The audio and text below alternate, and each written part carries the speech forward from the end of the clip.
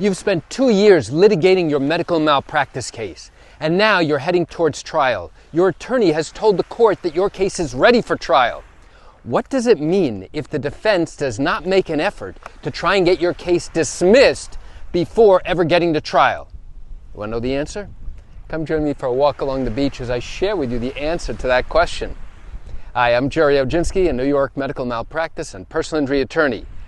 I've been telling you that there is something called a motion for summary judgment that the defense will often make in an attempt, a last-ditch effort to try and get your case dismissed before you ever get to trial. In prior videos, I've discussed what happens when all discovery in your case is finished. All the documents have been exchanged. All the medical records have been exchanged. Now, authorizations have been exchanged. Depositions have been done. Now everything is complete. And all that's left is now to go to trial. Your attorney notifies the court that your case is technically ready to go to trial. But you should know that that starts the clock ticking for the defense. What does that mean? It means they have a limited time in which to decide and to go ahead and file papers with the court to try and get your case dismissed before you ever get to trial. Now you might be thinking, wait a second, why should they have the opportunity to go ahead and get your case dismissed? You know at the beginning of your case, the only possible way you were permitted to go ahead and start a case in New York, a medical malpractice case, is if a medical expert has reviewed all your records and validates and confirms that you have a meritorious case. So how is it possible now that 2 years after your lawsuit has been started, the defense should get the opportunity to go ahead and throw your case out? Well, the law in New York allows them to try and get your case dismissed before ever getting to trial in an attempt to narrow the issues that will come up for trial. That's what the law allows. So they come in typically and they say, listen, judge, we believe that Oginski's client does not have a valid case. We have medical experts to support that argument. We have evidence from the medical records. We have evidence from the testimony by the various doctors. And now our medical experts have reviewed all that and come to the conclusions that Oginski's client simply does not have a valid case. What the defense is first trying to do is get your entire case thrown out.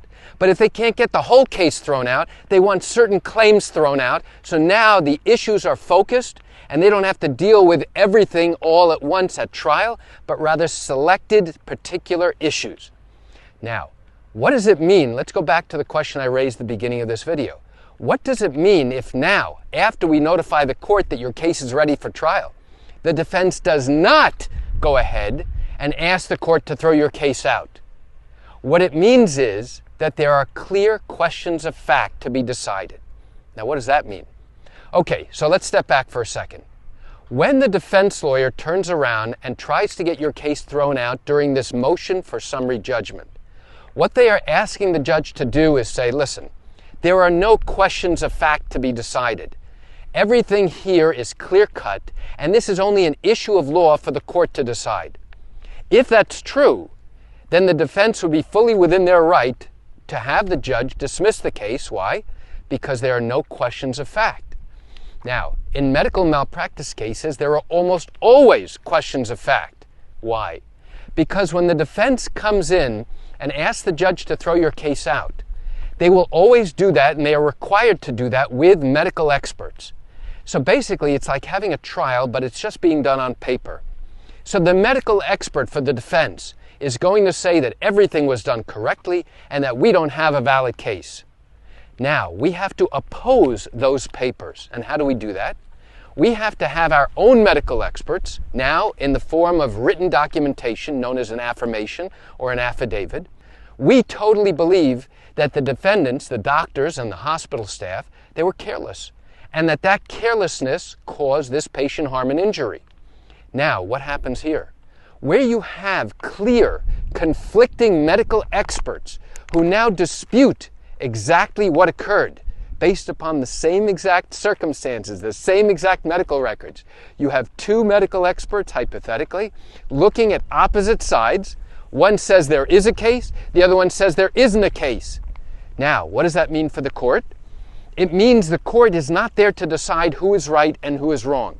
They're not there to decide that our position is right and the defense's expert is wrong. That is not the focus and the purpose of trying to get this case dismissed, this motion for summary judgment. If the court comes to the conclusion that there are clearly diametrically opposed medical experts who now say opposite things based upon the same set of records, the same set of facts, the court is not going to go ahead and dismiss the case in all likelihood, but instead they will say that there are issues of fact to be decided by the jury, which means that the defense's request to throw your case out will be denied, and now your case will proceed to trial.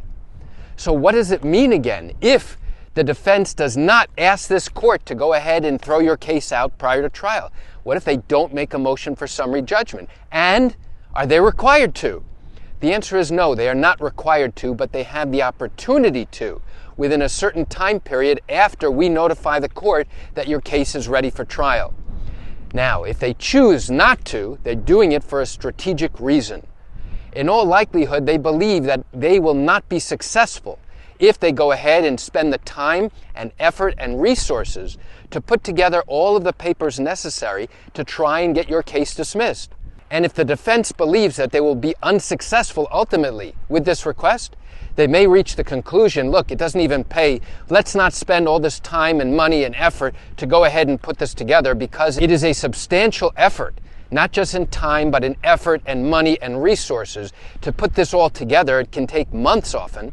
And now they think, hey, at the very beginning, at the outset, there is no possible way we can win this because here are the facts. And because our expert says X, Y, and Z, and we know that plaintiff's expert is going to say A, B, and C. In that instance, they don't make a motion for summary judgment. So what does that mean for your case? It means your case continues on toward trial, and now at this point, at this juncture, the defense does not try and get your case dismissed. And now I need to share something else with you that I've never seen anybody else talk about. When your case goes to trial, did you know that after you and your attorney put on all of your evidence, put on all of the testimony, all the medical proof, all the experts that you need to establish that you are slightly more likely right than wrong than what you are claiming is true, at the very end, when your attorney stands up, when the judge says, Counselor, Mr. Oginski, do you have any other witnesses? And when I say, no, Your Honor, the plaintiff rests. What that means is that we have no other testimony and no other evidence to offer the court. And now it will shift to the defense to start calling their witnesses. However, did you know the moment I say that the plaintiff rests, you know what happens? The defense jumps up out of their seat, almost literally, and they say, Your Honor, at this point, we ask that you throw out Mr. Oginski's client's case. Why? Because they have failed to make out a prima facie case. Because they have failed to prove and establish X, Y, and Z. And now what does this really mean? It means that now the defense is trying to do a last-ditch effort to get your case dismissed before they have to start putting on their own experts and their own witnesses, before your case ever goes to the jury. And if the court agrees with the defense, guess what? Your case is over. Your case is done.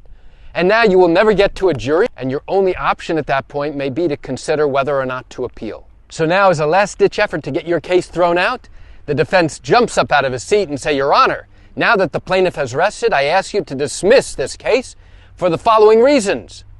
If the judge agrees, your case is done. If the judge does not agree, the defense has to start calling all of their witnesses, and when they are done putting on their proof, the defense attorney will stand up and say, Your Honor, the defense rests. And now what happens? Now your case will go to the jury, which means the attorneys will make closing arguments. The judge will then give the jury what the law of the case is as it applies in New York. And then the jury will be tasked with going back into the deliberation room to now collectively have discussions about whether or not you are slightly more likely right than wrong. So why do I share this with you? I share this with you to open your eyes and to help you understand what really happens in these medical malpractice cases in New York. You know, I recognize you're watching this because you likely have questions or concerns about your own matter. Well, if your matter did happen in New York and you have not yet started a lawsuit but still have questions that need to be answered, what I invite you to do is pick up the phone and call me. You know, I answer questions like yours every single day, and I'd love to chat with you.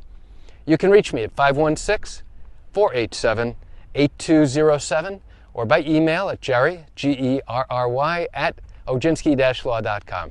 That's it for today's video. I'm Gerry Oginski. Have a wonderful day.